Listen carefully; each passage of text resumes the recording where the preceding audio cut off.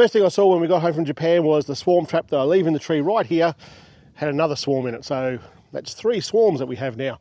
I've got 3 hives set up, but I'm going to show you what we've done over there. I've set up a new stand, new table, if you like, for the hives to steed on. The flow hive looks like it's going pretty well. The first swarm that I caught is doing pretty well, I would say. We'll open this up in a second and have a look. But the third swarm, I'll put it in a box already. I'll show you what we've done there. And we'll go and check on them today and see how they're all doing. Keeping bees has turned out to be a hobby that, well, you learn so much. You learn so much about the things that you just didn't know that you didn't know before. I've still got a hive or a swarm trap over at McCorner, another small town not far from here, where I helped Kate pull out a hive out of a cabinet. I haven't gone to check it yet because I've got nowhere to put them if there is a swarm in there. I've now got 3 hives full. I need to go get some more. But until I've got some more, there's no point in going to get it. So since the last video, I've actually built a stand, if you like, that will house 3 hives once I've got 3 hives to put on there. The metal ones are fine, I think, if I'm going to put the hives individually around the place. But I haven't done that yet. I think I'm just going to keep them all roughly where these ones are because they seem to be doing just so well where they are, so why change that? Anyway, I've put some little dog bowls. I found dog bowls under the stands, and the reason I've done that, I've got some oil in them now, and the reason for that is that once I put that new hive there, I had an ant problem, and there was no other way that I could work out. I put grease around the legs of the metal stands, and then I put grease, and that worked, and I put some grease around the stands, the verticals of the wooden stand as well, and it didn't work. I think the wood just kind of absorbed the moisture in the grease, and ants were just walking across it. So what I've done, I found some dog bowls, put them underneath all the stand legs, and put some oil into those, and it seems to be working fine. Lighting the smoker here, I've come up with a way that it tends to stay lit pretty much all day. I'm using some paper in there and then some cardboard. I saw something very similar to this on another YouTube channel, and then I'm getting this cardboard and winding it up fairly tight and putting it down on top of that paper, but it will spiral out and I could be able to get a flame to that paper. It'll help light it up.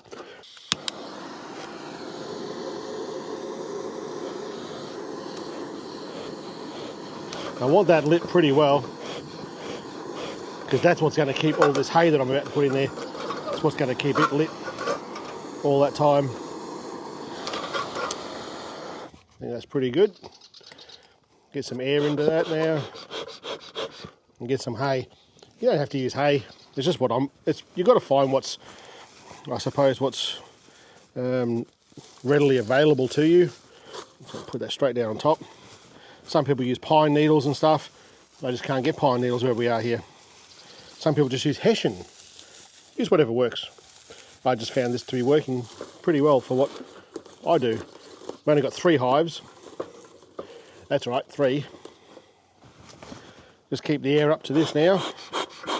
This is going to burn now for hours and hours and hours. We might have a look at the flow hive first and see how they're going with honey collection.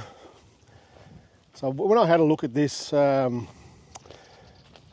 think it was just before we went away to Japan, they were starting to put honey up the top. It was only a little bit capped maybe, or a little bit filled, so we'll have a look at this today and we'll see how it looks. I'm actually going to use these stands here to put the flow hive super onto that once I've had a look in there. We'll get a hive tool and we'll have a sneak peek under here. Oh, there's some noise in there. There's lots of bees in there. Hopefully they don't go all over the microphone. You'll still be able to hear me. Loads of bees in there. I'm so happy with how this hive's going. It's doing so well. Let's put that at the back there, I think. So I do want to have a look in the brood box of this hive, because this is the hive that had all those queen cells forming.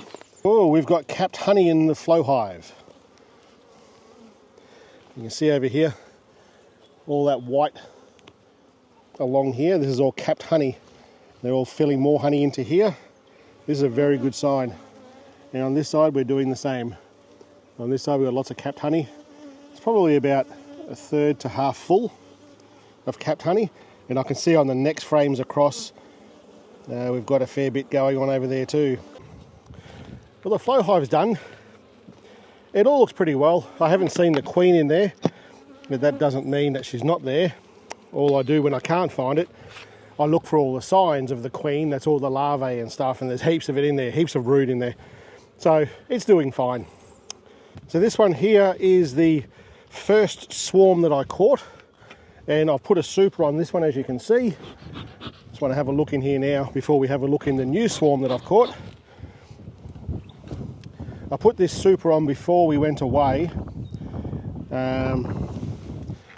Lots of bees up here, so they're certainly working up the top here. That's a really good sign. I'll take this off and show you. You can see in here all the bees they're working well. You can see the honeycomb that they're building here. I can see already down the gap there's capped honey. There's nothing on these frames at the end here, which I kind of expected.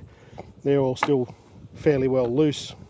That frame has got nothing on it. There's a couple of bees there doing a few little things, but there's a little bit of wax there that you can see, that little light colour there. That's new wax that's being built.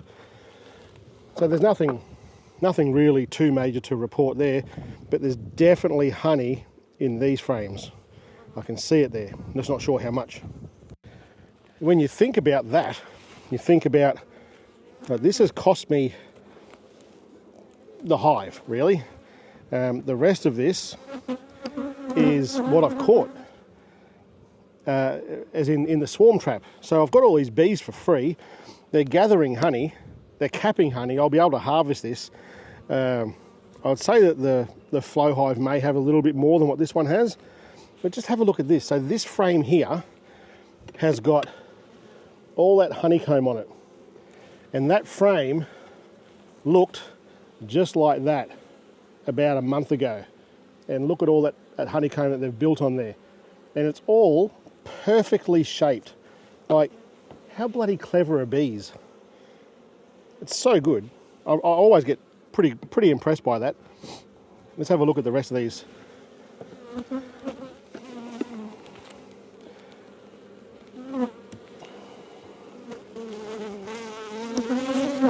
Oh, there's some weight in this. Oh God, there's some weight in this. Look at all that capped honey. This is doing better than the flow hive. Look at how much capped honey is in there. That's crazy. This thing is just so heavy. I might even be harvesting this one before the flow hive. And you can see there, they're putting all the honey in there. All the stuff that's below that cap. That's so cool. This one's heavy too.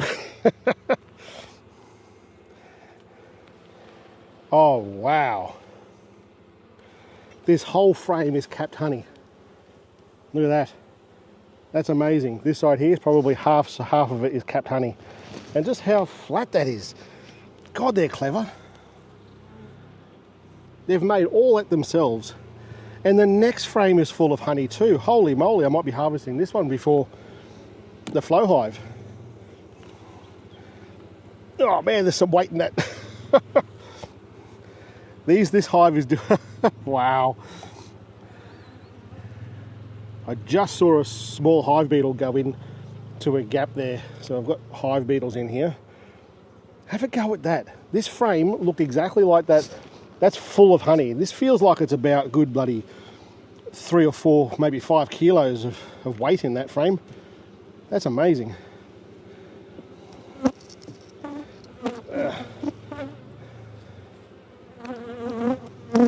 Wow, this is going nuts too. Lots of honey in there. They haven't capped this side yet. When they cap it, my understanding is when they cap that honey, because before they cap it, it's really runny. And it's not going to last very long on your shelf. That's my understanding. I may be wrong in that, but when the bees are happy with just how thick that honey is and how much moisture they've taken out of it, that's when they cap it. And that's when we harvest it. We harvest it thereafter. So that's the first first colony of bees that I caught the swarm of. The very first swarm that I caught. It's cost me nothing, like I said, besides the hive. And that hive will last forever. The bees have cost me nothing. The bees are doing their job. Give them a good place to live. And next thing you know, they're getting honey to you. So I still don't know if I'm going to harvest that honey. I'm just so impressed with how much they've got there. But what I'll do is open up this one now, and I think in a few months I'll see what sort of pollen is out there, what sort of things the farmers are sowing around the area, whether I harvest anything or not. So I might need that to get them through the winter. I don't want to have to feed them if I don't have to. Anyway, let's have a look at this lot. All right, this is the one that I got the swarm. And when we got home from Japan, I thought that had gone out for a minute. When we got home from Japan, the amount of bees that were coming out of that hive, the swarm box, the swarm trap, was just crazy. There were so many. So, anywho, we'll get this off there. And there's a lot in there. Not as many as the other lot, obviously, because this is a fairly new colony. We can get some of that down there.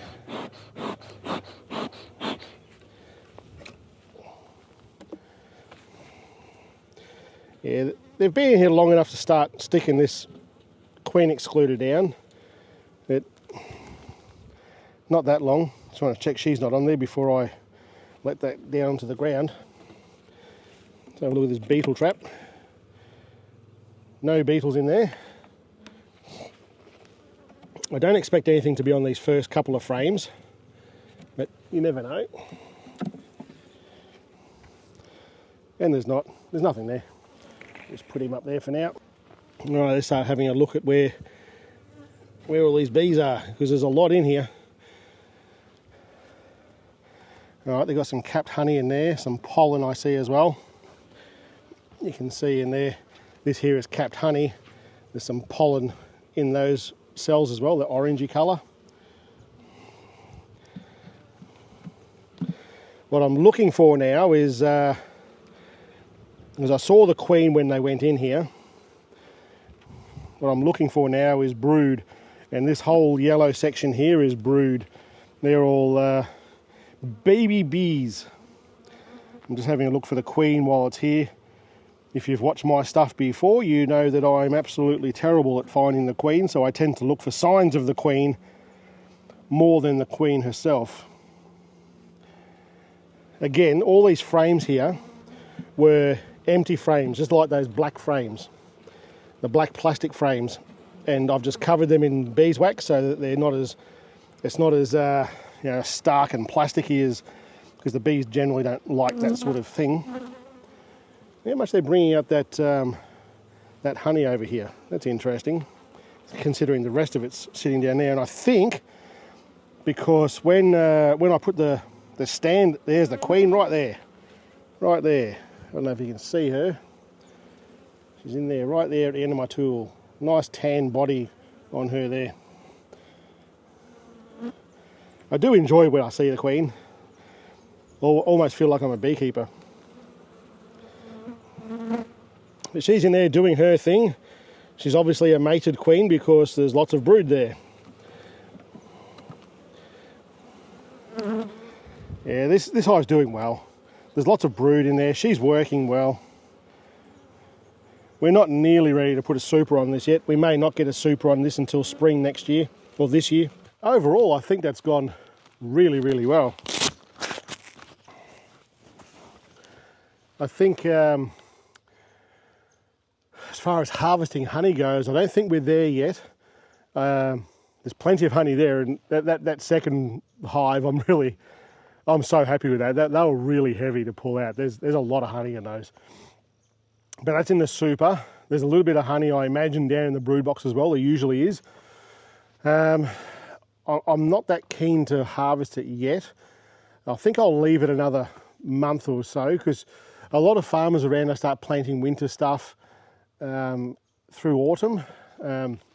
So there might still be a bit of pollen going on. It's the first time I've done this, so I'm not 100% sure. It's definitely worth asking some of the locals what they think about harvesting it just yet. I don't think it's ready yet, and I'm in no hurry. I don't want to starve the bees over winter, but I'm so encouraged by the amount of honey that's in that flow hive and the first box. I actually wrote on these boxes, I've got numbers on them now, so I can start identifying them, because as I get more, I'm not going to remember what's what. And I think it's probably time to start keeping records of these things as well, start taking this a bit more seriously than just having some bees and making some videos. So I'll start, next time I do inspections, I think I'll start recording what I'm finding so I can look back at that in later dates. But for now, I'm super stoked with that. The frame that I've built to put those on, that's working really well. The flow hive's working really well. The bees certainly seem to be happy enough. I'm slowly replacing the frames in that flow hive to bring the honeycomb back to where it should be, as in make it neater and not so squashed up. So I'm very mindful about squashing the queen when I put things back in there. Yeah, I'm pretty happy with that. I think it's going well. But if I'm doing something wrong, and if you're a bee person, I'm doing something wrong, please tell me. Because I'm almost on my own here. We've got people around here that I can ask for help. There's certainly Facebook groups that I ask for help on, and there's a great book that Sarah got me at Christmas time, which is very, very helpful. But if you think I'm doing something not quite right, let me know. Anyway, see you next week.